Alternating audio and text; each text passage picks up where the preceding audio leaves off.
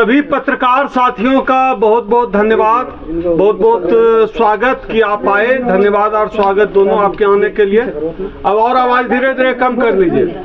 साथियों, आज हम लोग यह जो प्रेस कॉन्फ्रेंस कर रहे हैं, यह प्रेस कॉन्फ्रेंस हम लोग ईवीएम के लिए कर रहे हैं। असल में ईवीएम को लेकर हम लोगों का संगठन जो है, परिसंघ जो है, लगातार 1 दशक से जो है लड़ाई लड़ रहा है। हम लोगों ने रामलीला मैदान हो या कॉन्स्टिट्यूशन क्लब हो, हर कहीं भी या कहीं प्रदेश के मुख्यालय पर हमने पूरे जो है जितने भी कार्यक्रम किए, हर कार्यक्रम में ईवीएम हमारा मुद्दा रहा है।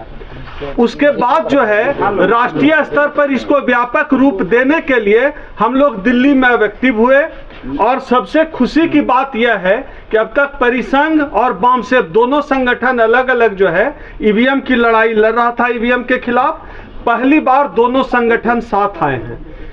कल के एक दिन पहले यानी परसों वामसेप के राष्ट्रीय अध्यक्ष वामन मेश्राम जी और परिसंघ के राष्ट्रीय अध्यक्ष डॉक्टर उदित राज जी की मुलाकात हुई और दोनों बहुजन नेताओं ने तय किया है कि ईवीएम के खिलाफ लड़ाई साथ साथ लड़ी जाएगी। इसी मुद्दे पर आज की यह प्रेस कॉन्फ्रेंस है। तो सबसे पहले जो है पूर्व सांसद और परिसंघ के राष्ट्रीय अध्यक्ष डॉक्टर उदित राज जी अपनी बात रखेंगे, उसके बाद आप लोग अपना सवाल पूछिए। सर, 5 नवंबर 2023 को रामलीला मैदान में रैली किया और इस मुद्दे को उठाया गया कि ईवीएम से नहीं, बैलेट पेपर से चुनाव होना चाहिए। लोगों ने इतना संज्ञान नहीं लिया। जब 3 दिसंबर को 5 राज्यों का रिजल्ट आया, तब चौकन्ना करने वाला था कि जहां पर दूर दूर तक बीजेपी के कार्यकर्ता नहीं थे, वोटर नहीं थे, बीजेपी के लोग खुद कहते थे, जैसे मध्य प्रदेश है, छत्तीसगढ़ में, कि अब हम जीतने वाले नहीं हैं, लेकिन रिजल्ट्स बड़े चौंकाने वाले आए। तो ऐसे में हमने शुरुआत किया ईवीएम के खिलाफ बैठकें करना। हमने 5 बैठकें करी है। उसके बाद में वकील लोग, कुछ स्वयंसेवी संस्थाओं ने भी मैदान में कूदे। लेकिन मेरा ये मानना है कि जब तक कोई पॉलिटिकल पार्टी या पॉलिटिकल पार्टी जब तक इसमें नहीं शामिल होती हैं, तो एनजीओ से और कुछ लोगों के वजह से इतना बड़ा मुद्दा नहीं हल होगा। अब मुझे बहुत बड़ी ताकत मिली है। माननीय वामन मेश्राम जी जो वामसेप के अध्यक्ष हैं, हम दोनों लोग सामाजिक स्तर पर मिलकर के तय किया है कि आगामी 19 फरवरी को जंतर मंतर पर ईवीएम हटाओ मोर्चा के तहत विशाल प्रतिरोध होगा। और माननीय खड़गे जी से 2 बार 3 बार वार्तालाप हुई है। कांग्रेस ने 2018 के 84वां प्लेनम में ये रिजोल्यूशन पास किया कि बैलेट पेपर से चुनाव हो। इंडिया गठबंधन का जब 19 दिसंबर को मीटिंग थी, उसमें भी ये प्रस्ताव पास किया गया कि ईवीएम से चुनाव न हो। अब तक हम सीपीआई के डी राजा जी से और सीताराम येचुरी जी सीपीएम से, उनसे संपर्क किया, कांग्रेस पार्टी से भी संपर्क हुआ और माननीय दिग्विजय जी से भी।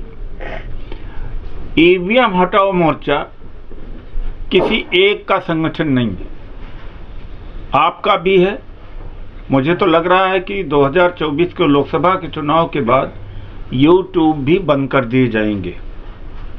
जिस तरह से पटना में हुआ, झारखंड में हुआ, चंडीगढ़ में हुआ, इसलिए मैं आप लोगों से भी कहूँगा कि आपका भी मुद्दा है 400 पार। कैसे 400 पार? कल माननीय खड़गे जी ने संसद में बल्कि मजाक किया कि कैसे 400 पार, ईवीएम है क्या? तो ईवीएम से ही 400 पार इनको लोकसभा की सीटें मिलेगी और कोई दूसरा तरीका नहीं है। अगर बड़ा भरोसा है इनको कि इनके कार्यक्रमों के आधार पर लोग 400 सीटें जिताने के लिए हैं, तो बैलेट पेपर आ जाए। क्यों नहीं बैलेट पेपर आते? और एक नए खुलासे कुछ हुए हैं। भारत इलेक्ट्रॉनिक्स लिमिटेड जो मशीन बनाता है ईवीएम, उसमें 4 डायरेक्टर बीजेपी के हैं। एक और जो मिथ था अभी तक की, जो ईवीएम में चिप होती है, उस चिप के ऊपर कोई और अलग से प्रोग्रामिंग या उसमें चेंजेज नहीं किया जा सकता। वो भी कुछ पत्रकारों ने कहा कि यह भी गलत मिथ है। सॉफ्टवेयर कोई भी हो, चिप कोई भी हो दुनिया में, उसमें मैनिपुलेशन संभव है, कोई भी हो। जब नामांकन किया जाता तो पेपर लिया जाता है, विड्रॉल के लिए पेपर लिया जाता है, हर चीज पर आपको पेपर से ही यकीन है। लेकिन वोट का ईवीएम से यानी सॉफ्टवेयर से यकीन होना अपने आप में बड़ा विरोधाभास है। और अब पहले शुरू में ईवीएम का जो बैलेट यूनिट होती थी वो होती थी, ईवीएम मशीन होती थी, बीच में वीवीपैट लाया है इन्होंने। वो वीवीपैट बीच में, आखिर में होता तो कोई बात भी नहीं थी। अब काला कांच लगा दिया। मान लीजिए किसी ने बटन दबाया और उसको देखा 7 सेकंड के लिए आता है, पर्ची कटी नहीं, दूसरा वोटर जैसे वो चला गया और वो कमल की पर्ची कट गई, ऐसा इंजीनियर्स ने बताया है। अभी क्या होता, बैलेट यूनिट जहाँ बटन दबाया जाता उसका मैसेज जाता है वीवीपैट में, वीवीपैट से मैसेज जाता है कंट्रोल यूनिट में जहाँ चिप लगी है, और चिप से ही रिजल्ट डिक्लेयर होता है।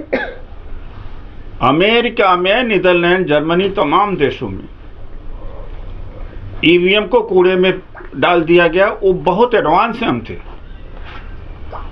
अब जब ईवीएम यहाँ पर अपनाया गया था तब न ब्लूटूथ हुआ करता था, पेगासस और सॉफ्टवेयर इतना एडवांसमेंट था ही नहीं। जब चांद और मंगल पर किसी मशीन को यहाँ से ठीक किया जा सकता है, तो ईवीएम को हैक करना, ईवीएम को मैनिपुलेट करना कौन सी बड़ी बात है भाई। 19 लाख ईवीएम गायब हैं। अब इलेक्शन कमीशन ऑफ इंडिया को इंडिया गठबंधन से अगस्त में 3-4 बार अप्रोच किया गया समय देने के लिए, अक्टूबर में दिया गया, फिर 21 दिसंबर को जयराम रमेश जी ने लिखा letter election commission of India को, फिर 30 दिसंबर को रिमाइंड किया। Election commission of India BJP का यूनिट हो गया है और इसीलिए election commission of India notice नहीं ले रहा है। अब भारत इलेक्ट्रॉनिक्स लिमिटेड जो गवर्नमेंट की ही एक पीएसयूज है, उसमें 4 डायरेक्टर बीजेपी के बैठे हुए हैं। तो अब बैलेट पेपर से चुनाव हो, इसके लिए ऑल पार्टी, ऑल ऑर्गेनाइजेशन, ये किसी एक का नहीं है, ये उदित राज का नहीं है, डॉक्टर ओम सुधा का नहीं है, प्रबल प्रताप का नहीं है और मेसराम जी का नहीं है। ये सब खुला है।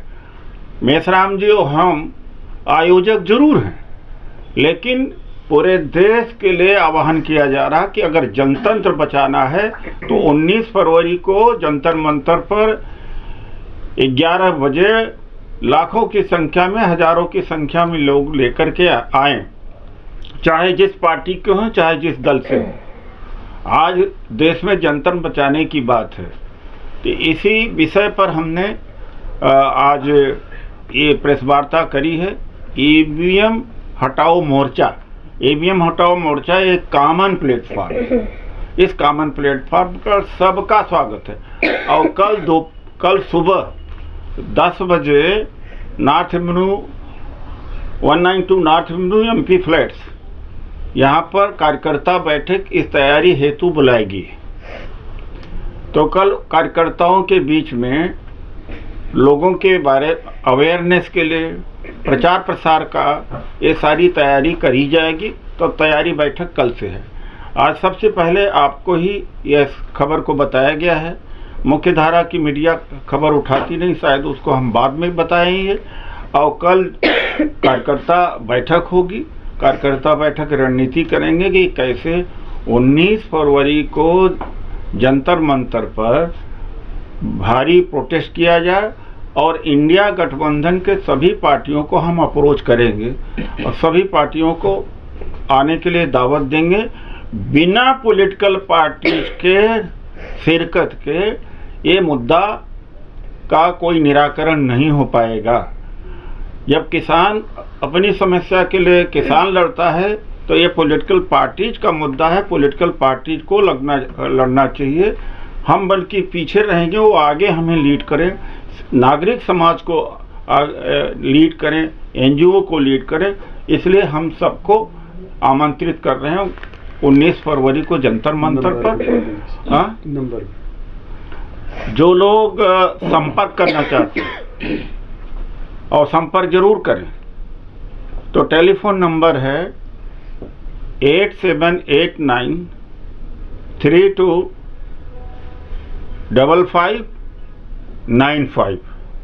इस पर संपर्क करें और कुछ योगदान के लिए, चाहे आर्थिक योगदान या भागीदारी का योगदान, ये अब बातों से बात नहीं बनेगा। जो अत्याचार जुल्म इस देश में हो रहा है। धन्यवाद।